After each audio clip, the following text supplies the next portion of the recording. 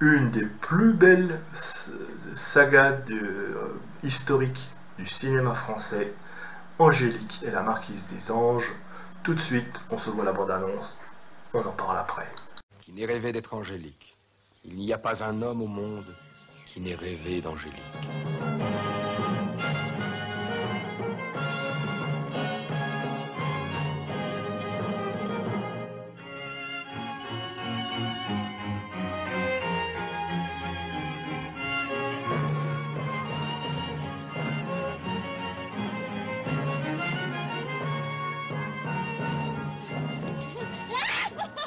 J'ai gagné. Je fais un gage.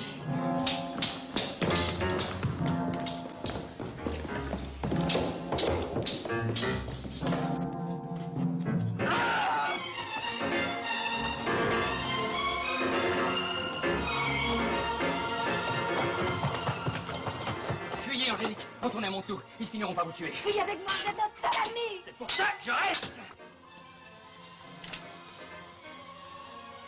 Tu ne me tromperas jamais. Jamais. Si tu me trompais, Tu me tuerais.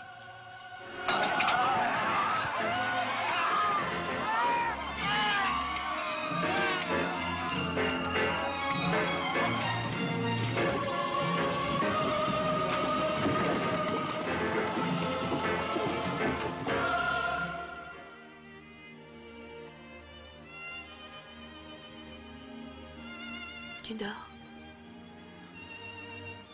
moi aussi j'étais fou. Fou. D'attendre, D'attendre quoi? faut le dire. Bien dit. Je t'aime.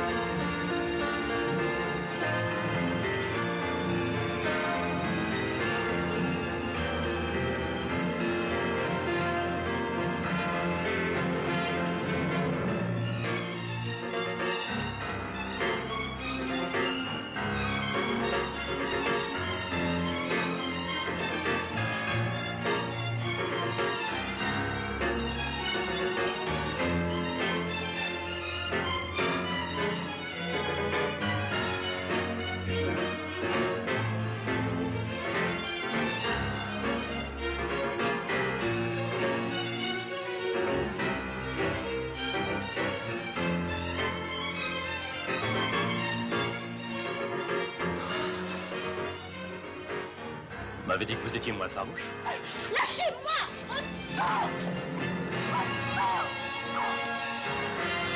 Au secours! Laisse ça. Alors! Les sorciers! Alors, les sorciers!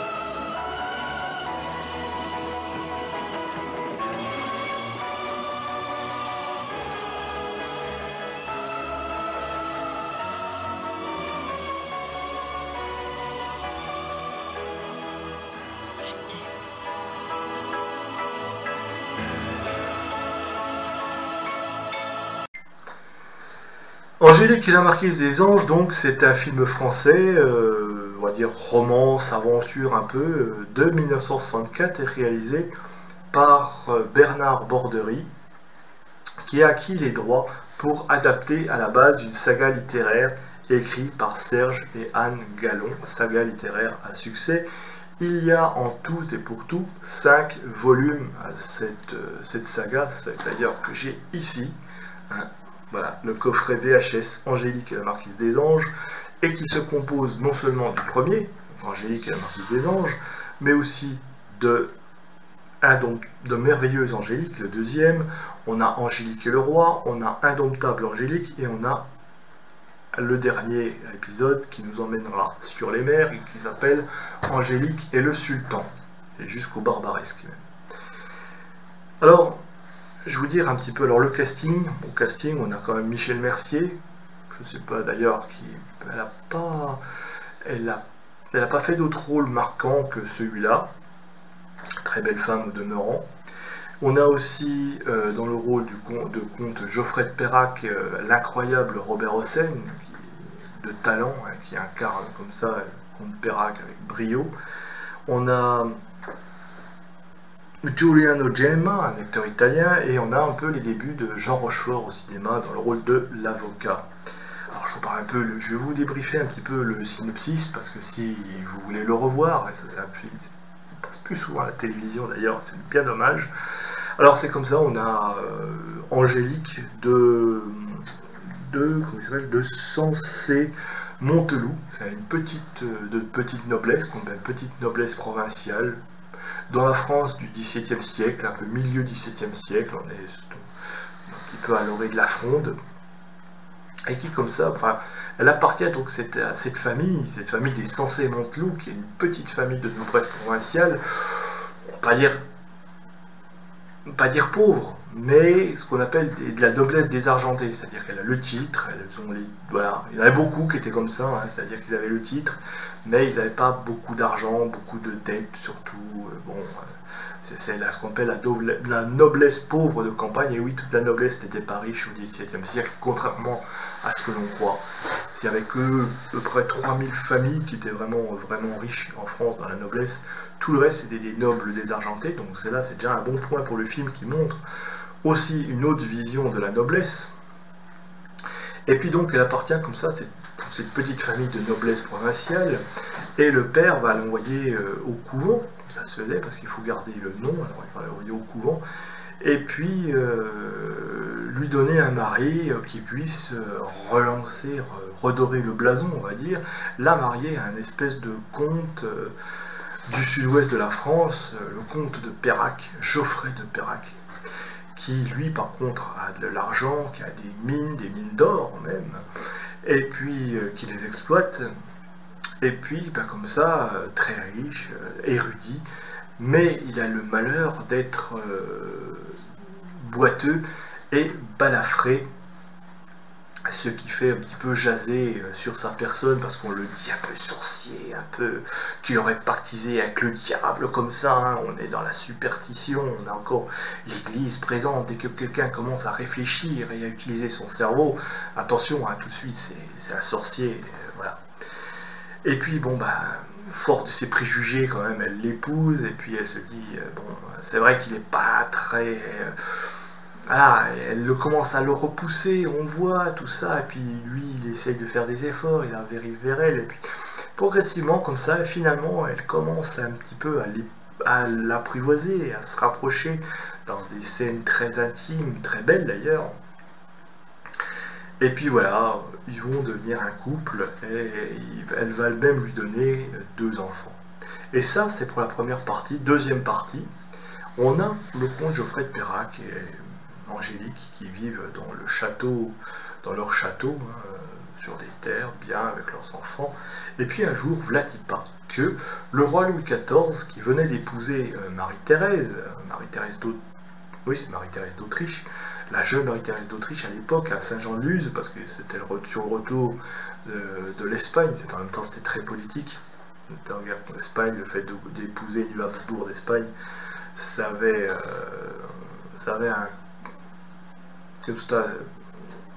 une image assez symbolique. Donc sur le chemin du retour, Vlatipa que Louis XIV va faire halte donc au château des Perrac. Et là, grand honneur, voilà, ils mettent tout, ils mettent les grands couverts, voilà, il sort le grand jeu, et puis en tout bien, tout honneur. Et Louis XIV est impressionné non seulement par ce faste, par ce luxe, par cette richesse, mais aussi par la beauté de cette fille, hein, on dit qu'elle est la plus belle perle de tout le royaume de France à l'époque. Le roi est subjugué, mais le roi est un peu orgueilleux. On n'oublie pas qu'on a affaire à Louis XIV, donc voilà. Et puis il s'en va un petit peu vénère, et puis malheureusement, il va pas s'arrêter là, et on sait ce qu'il a fait déjà avec Fouquet. Eh bien, ça loupe pas, Geoffrey de Perrac se fait embastiller, se fait enfermer, va se faire condamner sur des accusations de sorcellerie, et puis terminer au bûcher, dépossédé. Voilà. Et puis notre pauvre Angélique, elle perd son mari, elle perd les terres, elle perd tout. Et voilà. Mais bon, elle ne perdra pas l'espoir aussi de redécouvrir, aussi de se racheter auprès des autorités. C'est un film que personnellement j'aime bien. Oui, c'est une trilogie, hein, je vous le dis, c'est une trilogie que j'ai ici. J'aime beaucoup, non seulement c'est bien joué, c'est bien documenté, Robert Hossein incarne avec brio ce personnage, et puis Michel Mercier a ce charme. D'ailleurs, je crois qu'elle est encore vivante, il me semble, elle a plus de 80 ans aujourd'hui. C'était une très bonne actrice, et puis voilà, elle est très belle aussi. Regardez ça, voilà, c'est le charme d'autrefois. Bref, c'est une saga que j'aime bien, qui passe plus beaucoup à la télévision, et c'est dommage. À un moment donné, il l'est passé souvent, hein. Mais voilà, c'est ce genre de saga qui vous fait aimer l'histoire, parce que c'est pas qu'une saga romantique. Alors oui, il y a du romantisme, bien sûr, mais en même temps, ça mêle le romantisme, ça mêle l'aventure, ça mêle l'histoire, et c'est très bien documenté dans ce sens-là, en ce sens-là que il n'y a pas de cliché, et on montre aussi tel qu'était le XVIIe siècle. À l'époque, on voit qu'on se mariait par procuration, et ensuite on se mariait à l'église, donc il y avait déjà un mariage civil, et après un mariage religieux. Et oui, et on pouvait se marier par procuration, on pouvait voilà, il y avait aussi des parlements, il y avait des cours, bon, bref, toutes les institutions sont représentées. On a une représentation de Paris à un moment donné, Paris sur le Pont-Neuf, voilà, montrer un petit peu comment on pouvait être. On a aussi des révoltes paysannes, on a des rebondissements, on a des duels, on a des affaires de poison, parce qu'à un moment donné, elle va déjouer un complot, Angélique, je vous en dis pas plus, je vous laisse découvrir avec une histoire de poison, comme ça, elle avait sauvé la vie du roi, mais bon, ça ne plaît pas à tout le monde, peu importe. Bref, ça se retourne contre eux, enfin, voilà. Bref, il y a beaucoup de choses, et puis le personnage Geoffrey de Perrac, personnellement, j'aime bien, parce que c'est un personnage qui, pour moi, incarne un petit peu ce que j'aurais pu être à cette époque, c'est-à-dire un peu érudit. On apprend qu'il est parti en Amérique, qu'il est parti un petit peu dans le monde entier, en Asie, tout ça, il ramène un savoir, et c'est justement ce savoir qui fait qu'il exploite une vieille mine d'or, où il récupère des lingots, mais malheureusement, on a une époque où l'Église, le poids de la religion fait que ce genre de pratique est considéré comme de la sorcellerie, voire de l'hérésie, et puis ça mérite de bûcher. Film donc, film qui justement se propose de, non seulement derrière son message romantique, de combattre un petit peu les préjugés et l'intolérance qu'on peut avoir vis-à-vis de la science, face aux préjugés tenaces des croyances. C'est vraiment un film qui vous ennuiera pas, c'est un film qui dure à peu près un peu moins de 2 heures, 1h57, mais franchement, on est pris dans cette histoire, on est pris dans cette aventure, c'est pas gnangnan, au contraire, c'est très bien écrit, c'est déjà très bien écrit, c'est très bien raconté, avec cette emphase qu'on a des films des années 50, des années 60, cette gouaille, peut-être parfois des répliques, des phrases très intéressantes, que vous allez voir dans puis bien sûr de la romance, hein, on n'en s'en cache pas, mais c'est tellement subtil, c'est tellement beau, chaque plan est un tableau dans ce film, il y a des scènes assez remarquables, même si c'est pas vraiment spectaculaire, ça reste quand même un très beau film, une très belle saga que franchement je vous encourage à posséder chez vous, parce que oui, ça fait partie, alors c'est peut-être pas parfait cinématographiquement, c'est vrai, bon, mais c'est savoureux à suivre, et ça nous fait vivre comme ça des aventures dans la France du XVIIe siècle, dans cette période qui n'est pas souvent représentée au cinéma. On pense toujours à Louis XIV, on montre toujours cette période un peu dans le faste de Versailles, mais la période de la Fronde est effectivement jamais présentée, ce qui est un tort aussi, enfin la période de la Fronde, post-Fronde on va dire. Cette période n'est jamais représentée et c'est dommage parce qu'il y a beaucoup à dire dans l'histoire. Et vous savez que j'ai une passion pour l'histoire, alors évidemment, hein, j'ai toujours aimé Gladiator, j'aimais aussi les choses comme ça, les films de Ridley Scott, voilà, et donc, 1492, hein, d'ailleurs j'avais fait une vidéo la dernière fois sur ce film-là, et donc, je me devais de vous présenter donc ce magnifique coffret dans lequel, parce que oui, j'aime ça. Mais attention, j'aime plus, je trouve que c'est plus intéressant, c'est Angélique Marquise des Anges, que peut l'être Sissi. Sissi, c'est vraiment rose bonbon, en plus c'est très éloigné de l'histoire. L'impératrice Sissi n'était absolument pas du tout... Attention, hein, ça veut dire que c'est un beau film aussi, hein, c'est un film Romy Schneider, sauve les meubles, je veux dire, encore que des fois elles paraissent un petit peu... Bon, on voit que c'était le début. Mais là, franchement, ça, c'est du très bon. C'est vraiment de la romance, mais c'est pas de la romance à l'eau de rose, faites pleurer le violon. C'est très beau, c'est beau, c'est beau, c'est des sentiments amoureux, c'est une sorte de deux amants qui s'apprivoisent comme ça, qui vont après vivre un amour intense jusqu'à la mort presque, hein, puisque Geoffrey Perrac va être exécuté. Voilà, et puis elle va continuer à se battre pour lui, même un peu dans l'ombre, on va dire. Franchement, c'est poignant, c'est très beau. Et voilà, c'est une très très grande saga du cinéma français. J'ai presque envie de dire blockbuster, on va dire, mais blockbuster français, encore que bon, le terme n'existait pas à l'époque, mais oui, c'est vraiment du grand art. C'est ce niveau-là. Je n'ai jamais lu la saga littéraire des Angéliques. J'ai vu qu'elle existait parfois, des vieux livres, hein, ça passe des années 50. Mais il paraît-il que c'est aussi bien écrit que peut l'être ce film. Donc, Angélique, Marquise des Anges, le premier du nom. Après, il en suivra d'autres. Hein. Merveilleuse Angélique. Je crois que Angélique et le Sultan, c'est le dernier. C'est bon. On sent la lassitude. Attention, c'est pas qu'il soit inintéressant, mais on sent un peu la lassitude.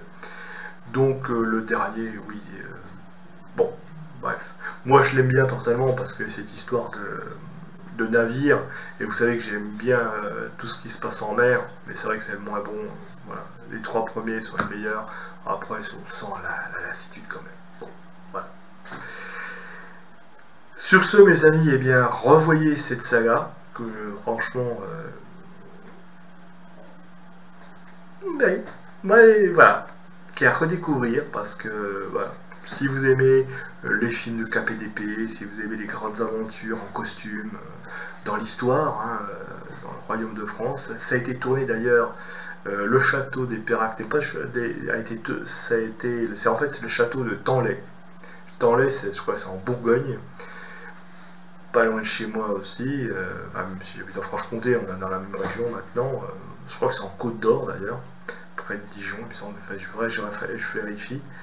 Qui existe toujours, hein, ce château, il n'a jamais bougé. Et voilà, ça nous fait découvrir un petit peu l'histoire de France en même temps, comme ça, on voyage dans le temps. Franchement, une très grande saga que je vous encourage à redécouvrir, parce que oui, on peut se voir aussi, on peut montrer comme ça que les films romantiques peuvent s'allier aussi aux films d'aventure, et puis on s'ennuie pas, le film je vous dis, du 1h57, mais franchement, c'est du petit lait. Sur ce, mes amis, eh bien, bon visionnage de cette saga, essayez de vous la procurer, je crois que ça doit exister aujourd'hui en DVD ou en Blu-ray, hein, on peut le trouver facilement. Sinon, vous essayez de le commander sur la FNAC. Je sais pas si pas en télécharge. Je sais pas si des plateformes l'utilisent. Peut-être Salto, à vérifier. Sinon, bien, on débat en commentaire. Likez, partagez, diffusez, et puis on parle un peu. Si vous avez aimé, si vous aimez cette saga, si ça vous plaît, dites-le moi en commentaire. Voilà. Puis on débat. Si vous avez le droit de ne pas aimer trop ça, on fait ce que vous voulez. C'est pareil, chacun a ses goûts, chacun a ses envies. Moi, vous savez que j'aime bien l'histoire et j'aime bien tout ce qui est historique comme ça. Et en plus, c'est très très bien documenté. Et ça, c'est très important. Très bien écrit aussi. Les mots, pour moi, la magie des mots. Ah, quand associé à la beauté des images, c'est magnifique. Sur ce, je vais vous laisser un petit peu retourner, vaquer à vos occupations. Et je vous remercie de m'avoir écouté, parlé, et peut-être avoir donné envie de découvrir cette saga qui est vraiment formidable. Je vous dis à bientôt, et puis restez zen.